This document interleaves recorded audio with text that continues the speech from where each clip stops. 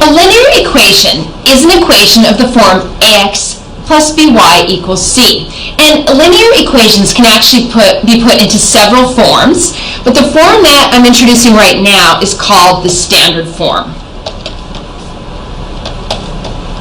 So this is the standard form of a linear equation, where a, b, c are real numbers and a does not equal 0, or b does not equal 0, or both a and b are not equal to 0. What this is saying is that a may be 0, or b may be 0, but they can't both be 0. And if you look at this, it makes sense. So let's substitute in some numbers for a, b, and c. Let's write a linear equation. As an example, 4x plus 3y equals 8. So here I have a, b, and c. A equals 4, b equals 3, and c equals 8. It is possible that a can equal 0. So let's let a equal 0.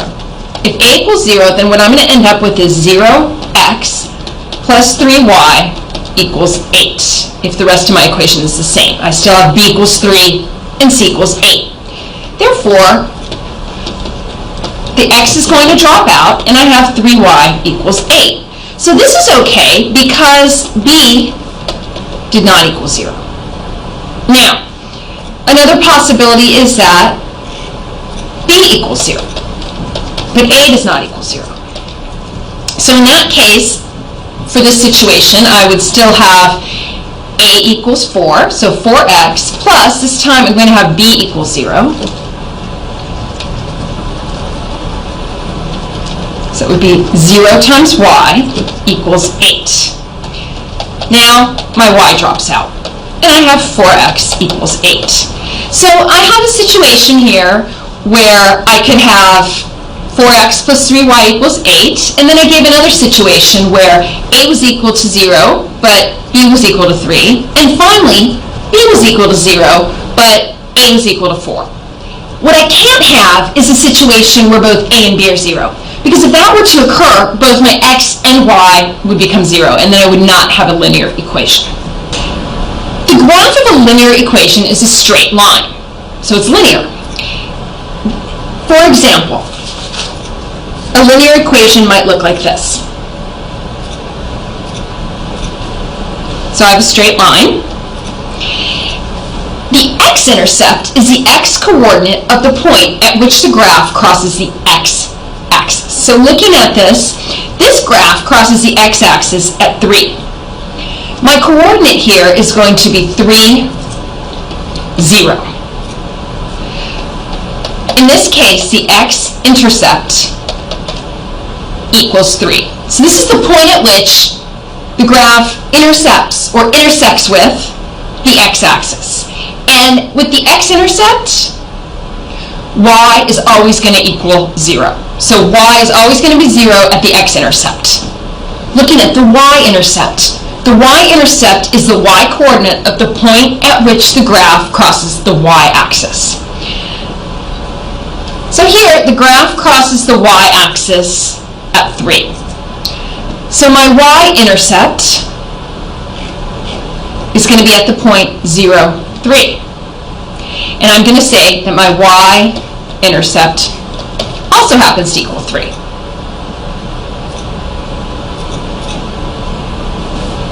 Okay. So notice that at the y-intercept, the value for x is 0. At the x-intercept, the value for y was 0.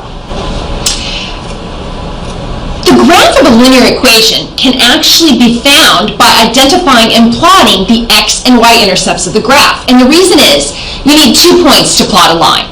And if I find the x-intercept and the y-intercept, I end up with 2 coordinate pairs, so I can plot the line. In order to illustrate this, we're going to use an example, 2x minus 3y equals 6. And this is a linear equation in the standard form, ax plus by equals c. So how do I go about finding the x-intercept? Remember that at the x-intercept, y is going to equal 0. Therefore, if I let y equals 0 and I solve this equation, I can find the x value, and that x value will be the x-intercept. So 2x minus 3, 0 equals 6. So 2x minus 0 equals 6. If I divide both sides by 2 to isolate the x, I'm going to end up with x equals 3. Therefore, this is my x-intercept.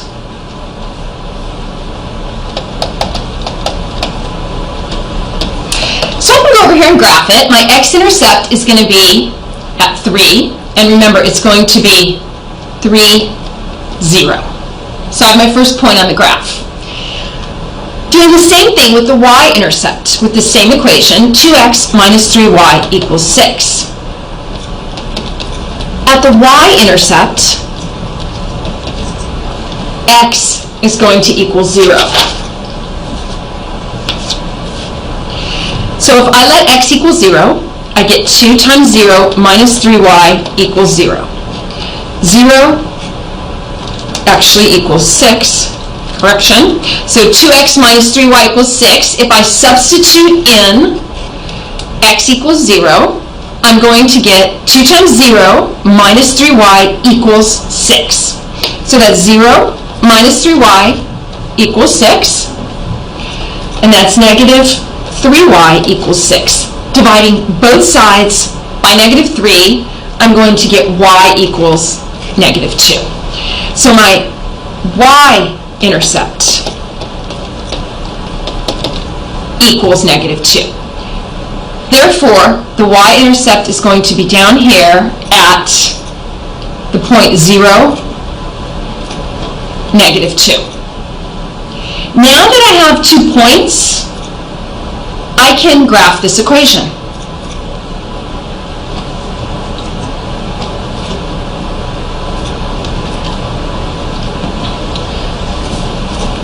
So in order to graph this equation, what I did is in order to find the x-intercept, I let y equal 0, and I found that the x-intercept is 3.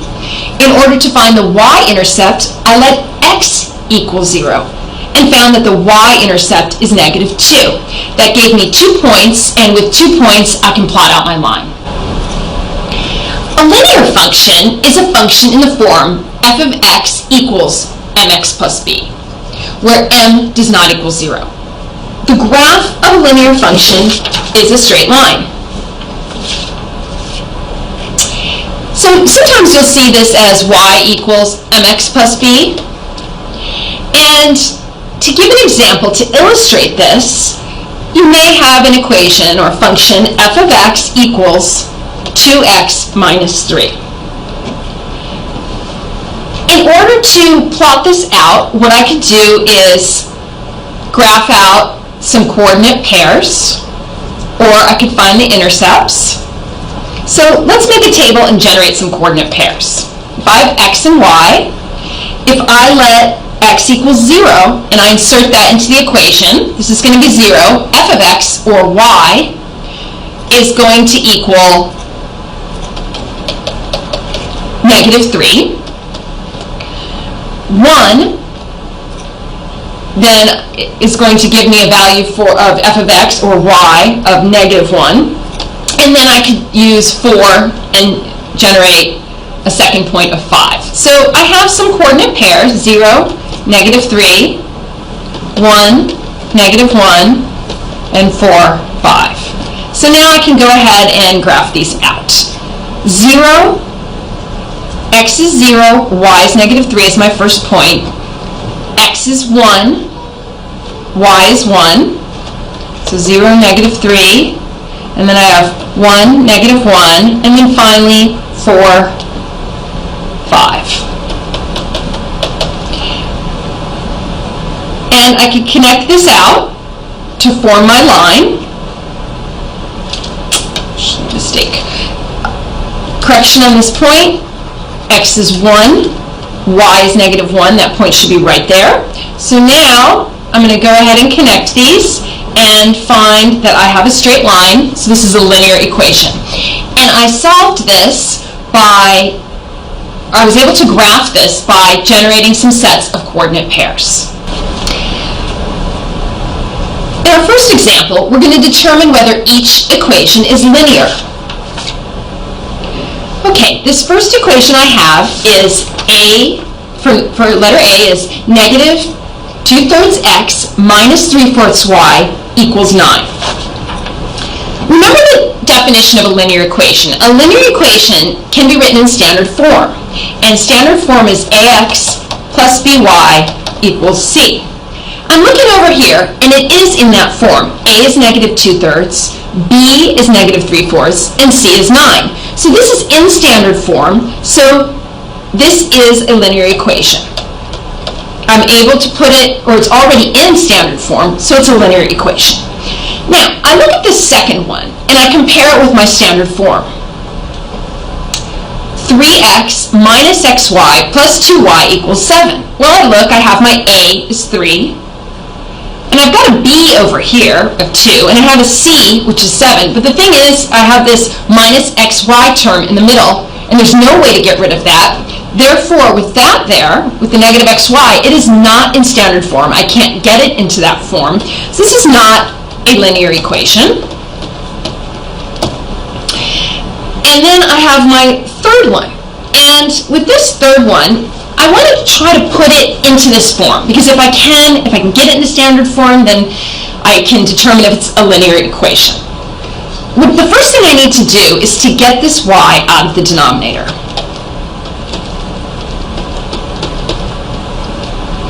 In order to do that, I'm going to multiply both sides by y.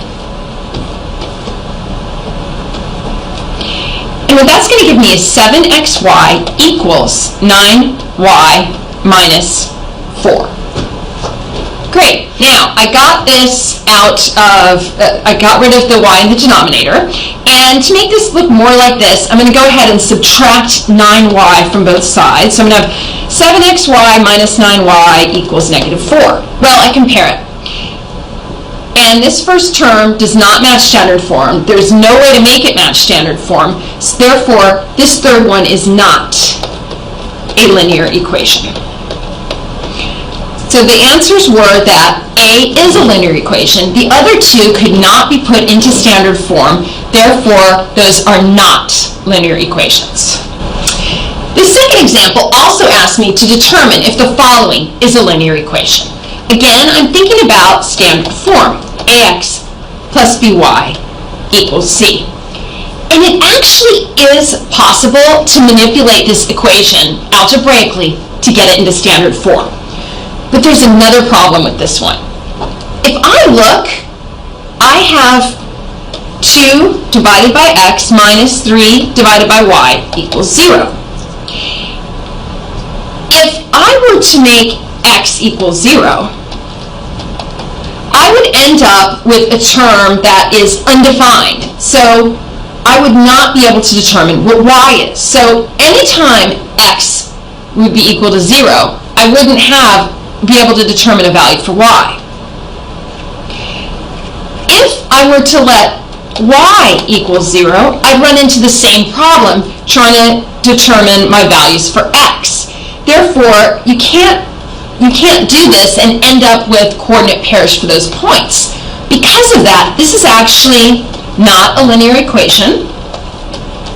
Even though I could manipulate this around and get it into standard form, I've got a problem here with having x and y in the denominators. Find the intercepts of the equation x over 4 minus y over 5 equals 1. Okay, rewriting this, x over 4 minus y over 5 equals 1. Remember that for the x-intercept,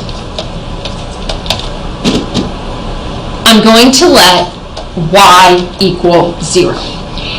At the x-intercept, the value for y is going to be 0. So if I go back here and I let y equal 0, I'm going to have x over 4 minus 0 divided by 5 equals 1. So x over 4, this is going to be minus 0 equals 1, or x equals 1, multiplying x over 4 equals 1. So to move this 4 out of the denominator, I just multiply both sides times 4, and I get x equals 4. So This is the x-intercept.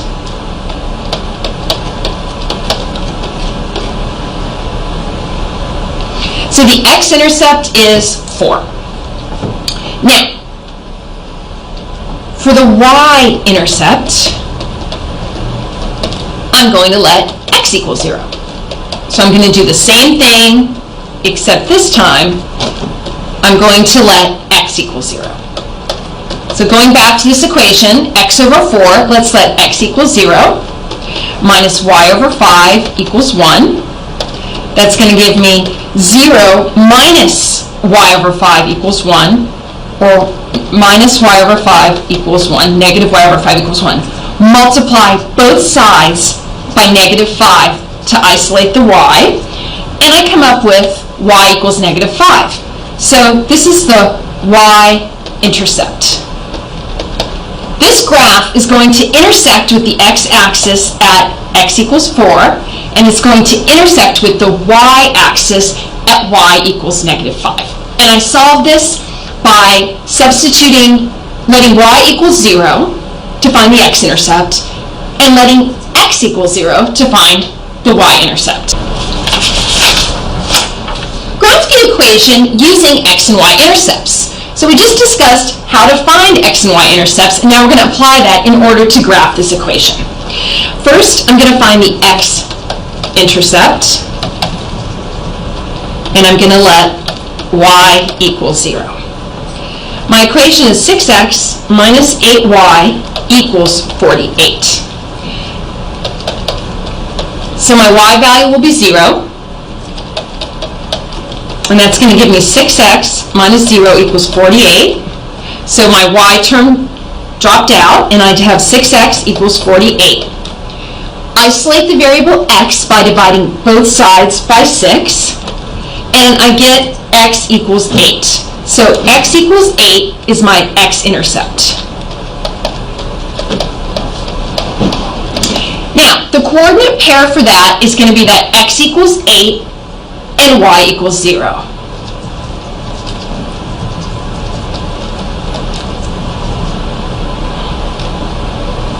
So at this point, x equals 8 and y equals 0. That's the x-intercept. Next, I'm going to find the y-intercept by letting x equal 0. I'm going to go back to that original equation, and I'm going to take 6 times 0 minus 8y equals 48. This gives me 6 times 0 is 0, so my x drops out, and I get negative minus 8y equals 48. To isolate the y, I divide both sides by negative 8, giving me y equals negative 6. So that is my y-intercept.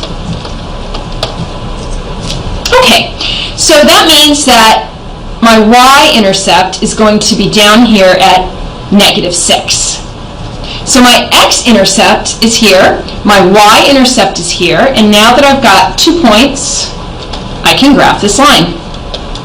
So remember, the value for the x-intercept is x is 8, y is 0. The value for the y-intercept is that y is 0 and x is negative 6. So they asked me to graph this equation using x and y-intercepts. I first found the x-intercept by letting y equal 0, substituting 0 for y in the equation, and determining that the x-intercept is 8. I then plotted that on the graph at the point 8, 0. For the y-intercept, I let x equal 0, substituted 0 in the original equation for x, and determined that y equals negative 6. So my second point is at 0, negative 6,